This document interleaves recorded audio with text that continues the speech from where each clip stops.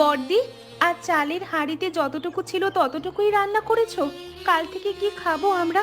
গতকাল থেকে আমার পেটে কিছু নেই বললেই চলে। এভাবে আর কদিন চালাবো আমরা? সব ঠিক হয়ে যাবে রে বোন। আমি তো ভাবতেই পারছি না বড়দি, কাল সকালে কি হবে। আমার মাথা ঘুরছে সকাল থেকে, কিছু খাইনি তো তাই। চিন্তা করিস না ফুলকি, কাল পূর্ব দিকের খাল পাড়ে গিয়ে শাক তুলে আনবো। একটু নুন দিয়ে ফুটিয়ে খেলেও পেটে তো কিছু থাকবে। আর তোর মেজদি সকাল থেকে পুকুর পাড়ে গেছে, কিছু মাছ পেলেও পেতে পারে। আমরা তিন বোন আছি তো একসঙ্গে, এটাই সবচেয়ে বড় জোর আমাদের। আমাদের সবাইকে তো একসাথে থাকতেই হবে। বাবা মা চলে গেলেও আমরা তো আছি একসাথে। শোন, আমি যতদিন আছি তোদের কিচ্ছু হতে দেব না। তুই তোর বড়দিকে বিশ্বাস করিস তো? করি বড়দি, তোমাকে ছাড়া আমাদের আর কেই বা আছে। কিন্তু বড়দি, গ্রামের সবাই আমাদের দিকে এমন ভাবে তাকায় যেন আমরা মানুষই না। গতকাল মোড়লের বাড়ির সামনে দিয়ে যাচ্ছিলাম, ওর বাড়ির লোকজন আমাকে দেখে থুতু ফেললো রাস্তায়। একটা বুড়ি আমাকে দেখে নাক সিটকালো। এই গ্রামে আমাদের কেউ চায় না বড়দি। শোন ফুলকি, মানুষ চাক আর না চাক, এই গ্রামে আমাদের বাবার জন্ম ভিটে। এই মাটি থেকে কেউ আমাদের ঠেলে সরাতে পারবে না।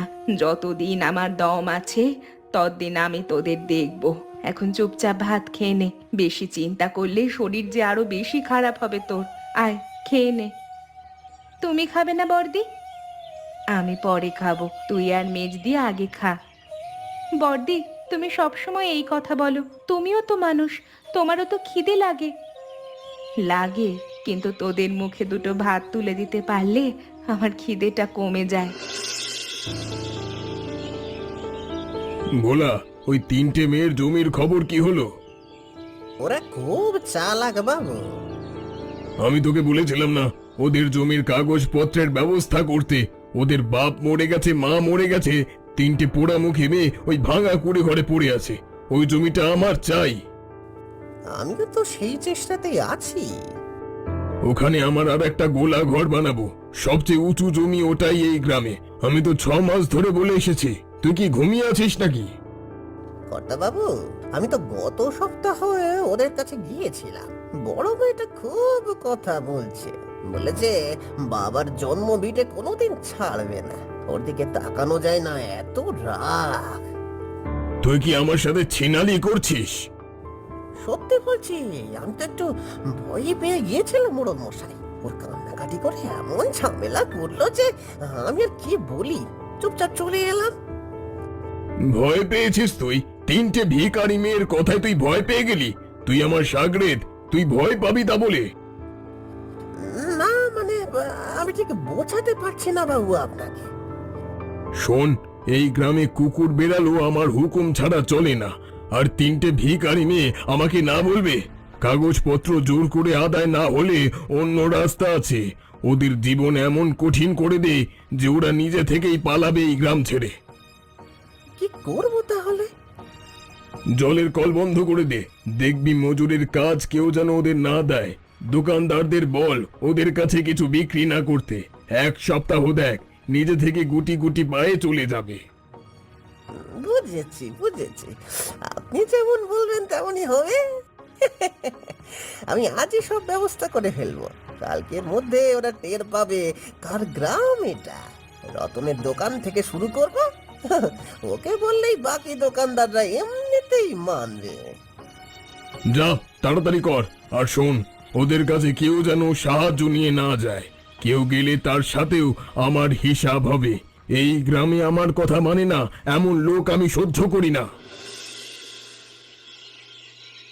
বড়দি, আজ দোকানে গিয়েছিলাম চাল কিনতে। রতন দোকানদার বলল আমাদের কাছে কিছু বিক্রি করতে পারবে না, মোড়লের হুকুম নাকি। আমি অনেক অনুনয় বিনয় করলাম, কিন্তু সে মুখ ফিরিয়ে নিল। এত নীচ হতে পারে মানুষ? মোড়লের এত সাহস! সে ভাবে কি নিজেকে? আমরা কি তার দাস? এই জমি আমাদের বাবার। আমি জানতাম সে কিছু একটা করবে, কিন্তু এতটা নিচে নামবে ভাবিনি। এবারে তাহলে কি করবে? শোন কমলা, আমরা ভেঙে পড়ব না। কাল ভোরে আমরা তিনজন মিলে পূর্ব দিকের বনে যাব, শাক তুলবো, পুকুর থেকে মাছ ধরবো। মোড়ল দোকান বন্ধ করতে পারে, কিন্তু বনে কত কিছু আছে বোন, সেসব সিদ্ধ করলেই ভাত ছাড়াই পেট ভরে যাবে আমাদের। কিন্তু বর্দি, আর কতদিন এভাবে চলবে? ফুলকি তো ছোট এখনো, ওকে দেখলে আমার বুক ফেটে যায়। আমি একটু ভয় পাচ্ছি, মোড়ল যদি আরো কিছু করে। ও তো থামবে না বর্দি, ও তো চায় আমাদের এখান থেকে তাড়াতে। ভয় পাওয়া চলবে না কমলা। মোড়ল টাকা দিয়ে গ্রামকে কিনতে পারে, কিন্তু আমাদের সাহস কেনার ক্ষমতা তার নেই। তুই ফুলকিকে শান্ত কর, আমি রাস্তা বের করব ঠিক। আমি কখনো হাল ছাড়িনি কমলা, এবারেও ছাড়বো না। তুই আমাকে জানিস তো? জানি বর্দি, তুমি না থাকলে আমরা যে কোথায় থাকতাম কে জানে। ঠিক আছে, আমি ফুলকিকে গিয়ে দেখি, ও ঘরের কোণে একা বসে আছে। বর্দি, বর্দি, ওরা আমাদের ঘর ভেঙে ফেলছে। দেখো বর্দি, মায়ের রান্নাঘর ভেঙে পড়লো।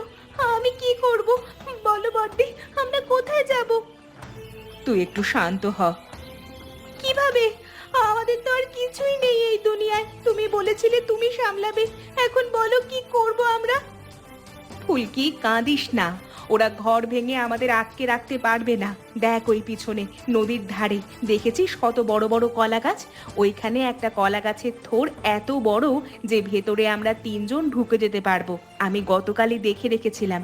এখন ওই কলা গাছের খোলের ভেতর আমরা আশ্রয় নেব। কলা গাছে? কলা গাছের ভেতরে থাকবো আমরা? বড়দি, লোকে হাসবে না? আমরা কি সত্যি কলা গাছের সংসার বাঁধবো? এটা কি সম্ভব বড়দি? যে হাসে সে হাসুক, আমরা বেঁচে থাকবো আমাদের মতো করে। চল ফুলকি, সময় নষ্ট করার সময় নেই। কমলা, ওঠ, কান্না পরে করবি, এখন উঠে দাঁড়া। এখন শক্ত হওয়ার সময় আমাদের। বড়দি, আমি আর পারছি না। মায়ের ঘর চোখের সামনে ভেঙে গেল, আর আমি কিচ্ছু করতে পারলাম না। আমি কিসের বোন, কিসের মানুষ? তুই মানুষ কমলা, আমরা সবাই মানুষ। আর সত্যিকারের মানুষ কখনো হাল ছাড়ে না। ওঠ, আমরা তিনজন মিলে নতুন ঘর পাতবো।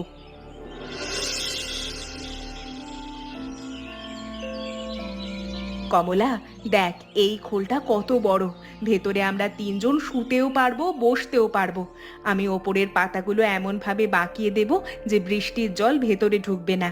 আর ওই কোণে একটা জায়গা করে দে যেখানে ফুলকি ঘুমাবে। ওর শরীরটা ভালো যাচ্ছে না কদিন ধরে, ওকে একটু আরাম দিতে হবে। বর্দি, আমি বিশ্বাস করতে পারছি না যে আমরা একটা কলা গাছের ভেতরে সংসার পাচ্ছি। কিন্তু তোমাকে দেখে আমার সাহস হচ্ছে। তুমি না থাকলে আমরা কোথায় থাকতাম কে জানে।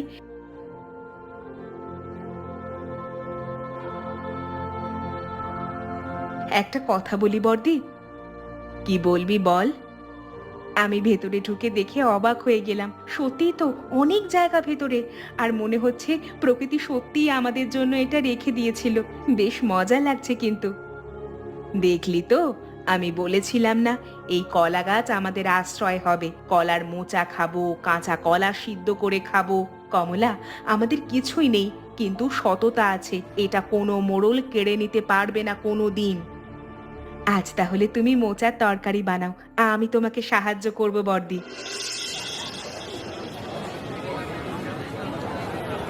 মোড়ল মশাই, একটা মজার খবর শোনেন। ওই তিন বোন আপনি জানেন কোথায় গেছে? কোথায় গেছে রে? কলা গাছের ভেতরে। কি বললি তুই? হ্যাঁ, ঠিক শুনেছেন। একটা বড় কলা গাছের খোলের ভেতরে সংসার পেতেছে তিনজনে। গ্রামের সবাই হাসছে, ছেলে বুড়ো সবাই নদীর ধারে যাচ্ছে ওদের দেখতে, যেন সার্কাসের খেলা দেখছে। কলা গাছে মানুষ থাকে নাকি? সত্যি এমন পাগলামি জীবনে দেখিনি মোড়ল মশাই। গ্রামের ছেলেগুলো সারাদিন ওখানে গিয়ে চেঁচামেচি করে অপমান করে ওদের। ওদের জীবনটাই যেন একটা তামাশা হয়ে গেছে। কলা গাছে আশ্রয় নিতে হলো শেষ পর্যন্ত। বাহ, এই তো চেয়েছিলাম। ওরা নিজেরাই প্রমাণ করে দিল যে ওরা মানুষের মতো বসবাস করার যোগ্য না। সাথে লোকে এটাও বুঝতে পারছে যে আপনার সাথে ঝামেলায় জড়ালে কতটা খারাপ দুর্গতি হতে পারে মানুষের। আমি এটাই চাইছিলাম, আর কলা গাছে জন্তু জানোয়ার থাকে, ওরাও এখন তাই। এবার গ্রামের লোক বুঝবে ওদের জায়গা কোথায়। আর ওই জমিটা খালি পড়ে আছে তো, কাল থেকে ওখানে গোলা ঘরের কাজ শুরু